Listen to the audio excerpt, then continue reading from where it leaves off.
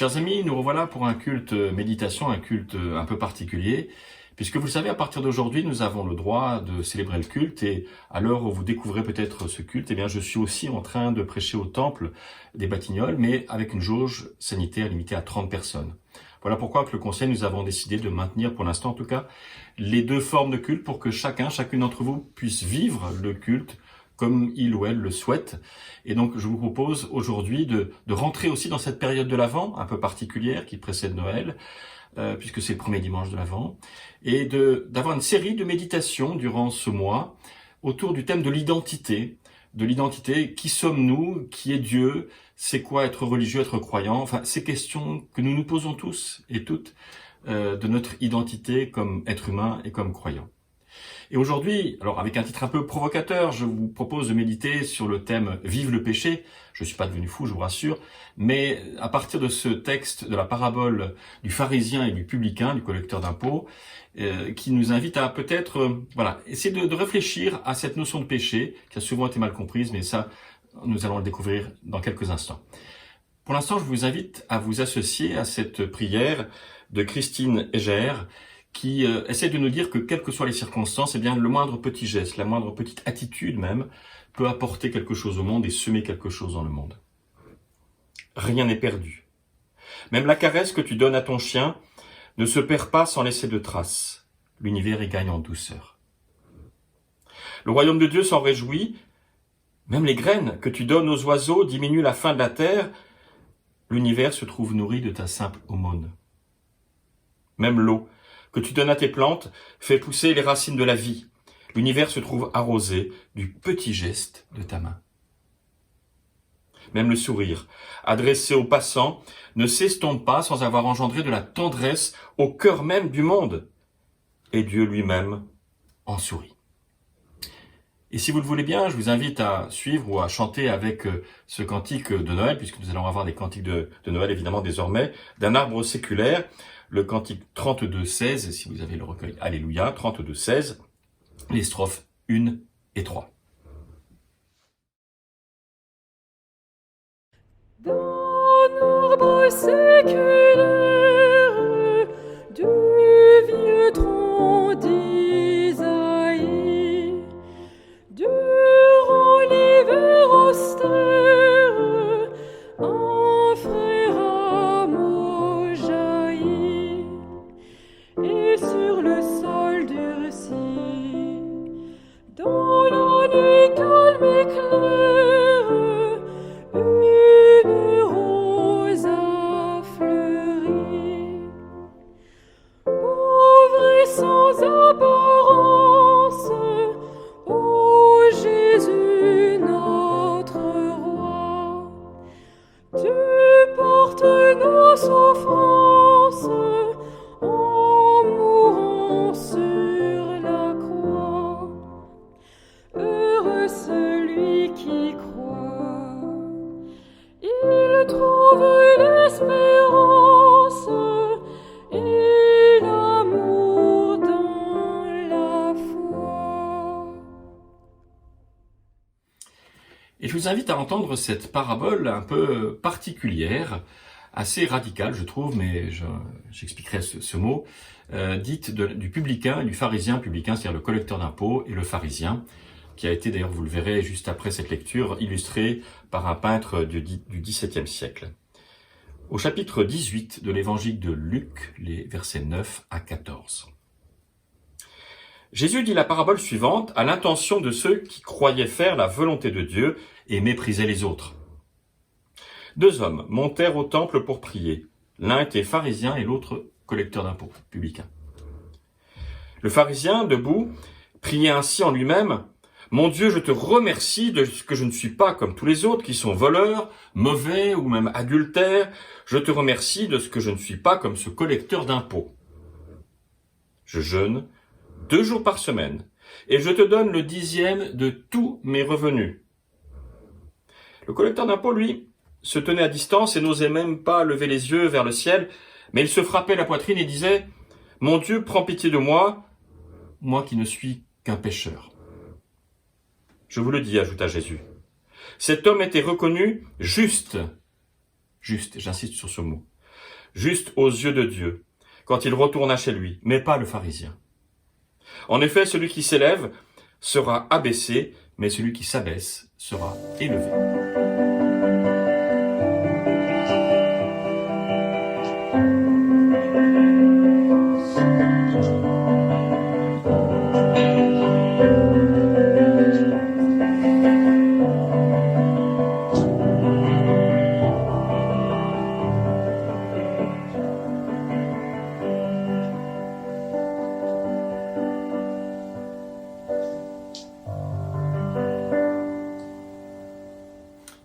Vive le péché. Alors vous allez peut-être vous dire, je suis un peu devenu fou et je vais vous dire que désormais il faudra être des pécheurs tout le temps et nous lâcher et faire tout et n'importe quoi. Bien sûr que ce n'est pas ça que je veux vous dire. Mais je suis de ceux et de celles qui ne supportent plus que ce discours sur le péché porté par le christianisme ait été trop souvent dans notre histoire, dans l'histoire de nos églises, pas l'une plus que l'autre, un discours très culpabilisant. Or pour moi, le péché, et je vais vous le montrer au travers de cette parabole, est une notion tout à fait positive. Nous sommes là dans cette histoire, dans cette parabole, face à deux personnages, et cette parabole est redoutable d'efficacité et de remise en cause profonde. Les voilà tous les deux qui vont au temple pour prier. L'un se glorifie, se met en valeur, un peu comme dans Blanche-Neige, la belle-mère de Blanche-Neige, miroir, oh mon miroir, dis-moi qui est la plus belle, et là c'est je suis le meilleur. Et en plus le pire ici d'ailleurs, c'est pire que la belle-mère de Blanche-Neige, puisque cet homme se le dit à lui-même. En se servant de sa prière comme prétexte de miroir, il ne se parle en fait qu'à lui-même. Parce que dans l'histoire de Blanche-Neige, le miroir finit par se taire. Là, lui, visiblement pas. Ici, le seul dérangement provoqué, c'est celui apporté par ce publicain, par ce collecteur d'impôts, qui vient perturber l'assurance de cet homme. Il faut rappeler qu'effectivement, les collecteurs d'impôts à l'époque n'étaient pas des inspecteurs des finances comme aujourd'hui, c'était pas des gens honnêtes, enfin, pas tout à fait honnêtes, puisqu'ils collectaient l'impôt pour Rome, et ils avaient une somme à prélever, et ils prélevaient tout ce qu'ils voulaient en plus, et la marge était uniquement pour eux. Donc ils étaient reconnus comme des gens qui n'étaient pas d'une moralité exemplaire, donc qui n'étaient pas aimés, et aux yeux de la loi juive, ils sont pécheurs, et ils sont en plus impurs, puisqu'ils manipulent l'argent de Rome. Et voilà que nous-mêmes, est-ce que parfois nous ne sommes pas ou comme l'un ou comme l'autre? Parce qu'il y aura 3 failles dans ce miroir. La première faille, dans ce beau miroir du pharisien, c'est qu'il va se glorifier de ce qu'il a fait. Et ça, je trouve que c'est assez frappant, encore dans notre société. On se glorifie de ce qu'on est au travers de ce qu'on a fait. On pense à un héros, mais on pense moins à l'acte héroïque. Est-ce que ce qui compte dans cet héroïsme ou dans les bonnes actions, c'est l'action, c'est pas celui qui l'a fait. Celui qui l'a fait, il l'a bien fait, bien sûr. Mais là, on va avoir même cette prière, je te remercie de ce que je ne suis pas comme les autres. Quand Jésus dit ça, il reprend en fait une prière ancienne du judaïsme primitif, que Paul d'ailleurs reprendra dans ses épîtres, où un homme, je dis bien un homme, le matin doit se lever avec sa première prière du matin, où il dit « Je te remercie Seigneur de m'avoir fait juif et non pas goy, c'est-à-dire non juif, je te remercie de m'avoir fait homme libre et pas esclave, et il ajoute même « Je te remercie de m'avoir fait homme et non pas femme ». Je vous laisse juger cette parole, évidemment. Mais là, voilà que dans sa bouche, il se glorifie de ce qu'il est par rapport à l'autre. Et là, on est dans une religion morbide. Cette religion morbide qui cherche la pureté des uns contre l'impureté des autres et qui va donc être dans la culpabilité. Je me souviens ici d'un petit livre sur la pureté écrit par Bernard-Henri Lévy, qui montre bien que la pureté c'est un beau concept, on veut être pur, c'est très bien, tout est pur, machin. Et en même temps, de la pureté, on peut arriver à la purification. Et il écrivait ça au moment de la guerre de Bosnie.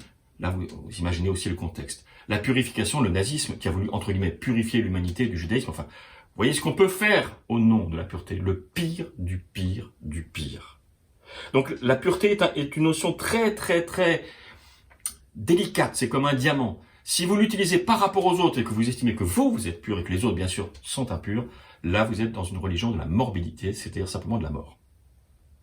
La deuxième faille, c'est l'identité comparative, de se définir par rapport toujours aux autres. Et même d'ailleurs, nous, protestants, parfois, nous avons cette tendance à nous comparer systématiquement aux catholiques. Et quelles sont nos convictions positives? C'est cela. Notre identité, c'est pas de se comparer aux autres, c'est pas de dire moi je ne pense pas que, mais plutôt moi je pense que. Avoir des propositions positives, pro-testimonium, protestant, pro-testimonium, ça veut dire témoigner pour et pas forcément contre. Ce vide, parfois de l'identité négative, peut nous laisser dans cette illusion d'identité qui va mener parfois jusqu'au fanatisme.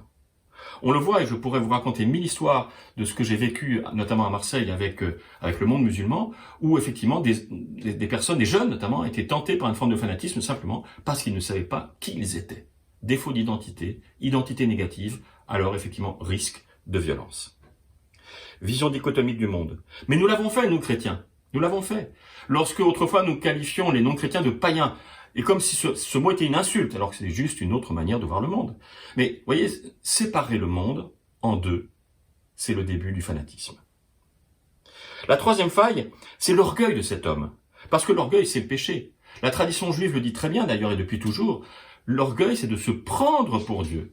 C'est pas de faire des petites fautes, des petites bêtises, bien que ça peut être ça, mais c'est fondamentalement, c'est de se prendre pour Dieu. Le premier homme et la première femme ont mangé le fruit de l'arbre de la connaissance du bien et du mal, c'est-à-dire qu'ils étaient devenus en quelque sorte tout-puissants.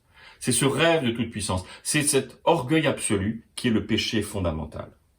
Du coup, face à cela, nous avons ce collecteur d'impôts qui est certes un pécheur, mais qui fait preuve d'humilité. Et c'est là, je crois, le renversement qu'opère Jésus dans son discours sur l'affirmation du péché. Il va à l'encontre des discours culpabilisants. Le péché, eh bien, c'est le contraire de la culpabilité. Parce que c'est l'orgueil le péché, et l'humilité, c'est la guérison du péché. L'humilité de reconnaître que non, effectivement, je ne suis pas parfait, je suis faillible, comme tout être humain, quel qu'il soit. Mais j'en fais quoi? Est-ce que je me bats la coulpe jusqu'à me mortifier, ou est-ce que je m'adopte tel que je suis, faillible encore une fois, avec des défauts, mais en sachant que je suis moi-même adopté tel quel par celui en quel je crois, dans ce Dieu dans lequel je crois, qui m'accueille tel que je suis, avec mes failles, avec mes zones d'ombre. Du coup, c'est ça la découverte, je crois, lumineuse de la foi. Cela devrait être la découverte lumineuse de la foi. C'est pas un discours de culpabilité, mais de dire, voilà, je suis reconnu tel que je suis, et alors je vais arrêter de me culpabiliser tout le temps en disant, mais je suis pas parfait, j'ai pas fait tout. Oui, ben, d'accord, il faut toujours s'améliorer, mais pourquoi se culpabiliser de notre imperfection alors qu'elle fait partie de notre condition humaine? Nous n'y pouvons rien, nous sommes comme ça. Il faut l'accepter. Et je crois que Jésus nous invite à accepter cela et non pas à pointer du doigt cela comme une culpabilité morbide, encore une fois. C'est une vraie libération que cette notion du péché. Alors aujourd'hui, je crois que notre christianisme doit suivre cette route. Cesser de condamner tous ceux qui ne pensent pas comme nous. Cesser de vouloir toujours se comparer les uns aux autres. Moi, je suis plus intelligent que toi selon la tendance théologique, ou moi, je suis plus priant que toi selon ma conviction. Je ne suis pas plus que toi, moins que toi, je suis moi-même avec mes convictions, nous sommes nous-mêmes avec nos convictions. Cessez de courir après une soi-disant pureté ou un salut personnel chimérique. Cessez de nous culpabiliser pour découvrir simplement la saveur de la grâce. Le christianisme, c'est d'abord une théologie de la grâce, c'est-à-dire d'un accueil inconditionnel, d'un discours enfin positif et enthousiaste sur la vie et sur le monde. Notre identité, elle est faillible, elle est fragile. Nous sommes imparfaits, certes, mais comme le disait Luther lui-même, nous sommes, disait-il en latin, simul justus et peccator, c'est-à-dire en même temps juste, c'est-à-dire adopté par Dieu, juste, et pécheur. Alors cessons les culpabilités et vivons pleinement la grâce. Amen.